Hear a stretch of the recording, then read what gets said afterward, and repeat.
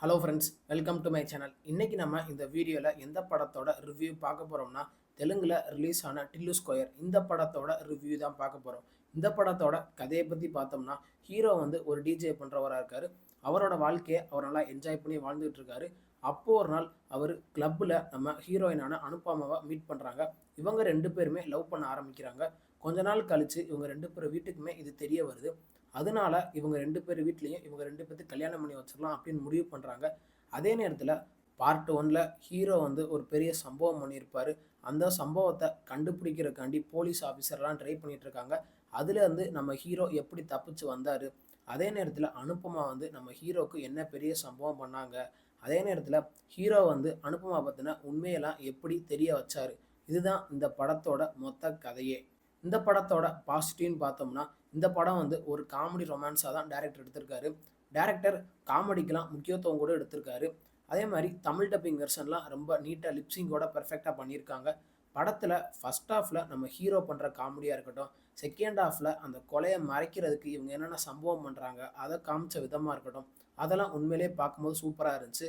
அதே மாதிரி கிளைமேக்ஸில் நம்ம எதிர்பார்க்காத மாதிரி ஒரு ட்விஸ்ட்டோட படத்தை வச்சு முடிச்சிருக்கார் டைரக்டர். அதே மாதிரியே பார்ட் ஒன்ல மெயினாக நடித்த ஒரு கேரக்டரை பார்ட் டூலையும் கொண்டு வந்திருக்காரு நம்ம டைரக்டர். அந்த விஷயத்தெலாம் டைரக்டர் பெர்ஃபெக்டாக பண்ணியிருக்காரு. படத்தில் மியூசிக்லாம் ஓரளவுக்கு நல்லாவே பண்ணியிருக்காங்க. பிஜிஎம்லாம் கேட்கும் போது உண்மையிலே சூப்பராக இருந்துச்சு. படத்தில் சினிமோட்டோகிராஃபர் அவரோட ஒர்க்கை சூப்பராக பண்ணியிருக்காரு. மற்றபடி இந்த படத்தில் பெருசாக சொல்கிறதுக்கு ஒன்றும் இல்லை. இந்த படத்தில் நடித்த எல்லா ஆர்டிஸ்ட்டுமே அவங்களோட ஒர்க்கை சூப்பராக பண்ணியிருக்காங்க.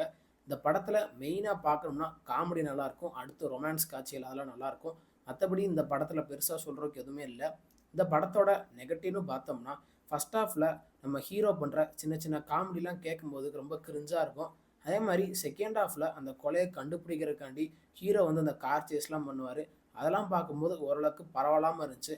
மற்றபடி இந்த படத்தில் பெருசாக சொல்கிறதுக்கு ஒன்றும் இல்லை. இந்த படத்தை ஃபேமிலியோடு உட்காந்து பார்க்குறத அவாய்ட் பண்ணிடுங்க.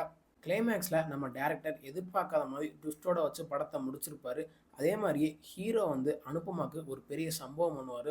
அதெல்லாம் ரொம்ப அழகாக காமிச்சிருக்கார் டேரக்டர். அதே மாதிரியே அந்த சீனுக்கு வந்து ஹீரோ வந்து ஒரு டிஃபெண்டர் காரில் வருவார். அதெல்லாம் காட்டின விதமாக இருக்கட்டும், அந்த ஸ்லோமோவாக இருக்கட்டும், அதெல்லாம் உண்மையிலேயே படத்தை பார்க்கும்போது தரமாக இருந்துச்சு. இந்த படம் ஓடிடி தளமான நெட்ஃப்ளிக்ஸில் தமிழ் டப்பிங் வெர்ஷனுடைய அவைலபிளாக இருக்குது. அதே மாதிரி பார்ட் ஒன்றும் தமிழ் டப்பிங் வெர்ஷனில் அவைலபிளாக இருக்குது. இந்த படத்துக்கு நம்ம கொடுக்குற ரேட்டிங் பார்த்தீங்கன்னா 10க்கு 6.5 கொடுக்கலாம்.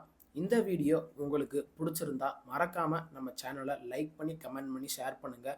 மறக்காமல் நம்ம சேனலை சப்ஸ்கிரைப் பண்ணி பக்கத்தில் இருக்க பெல் பட்டனையே கிளிக் பண்ணி விட்ருங்க. தேங்க்யூ ஃபார் வாட்சிங் திஸ் வீடியோ.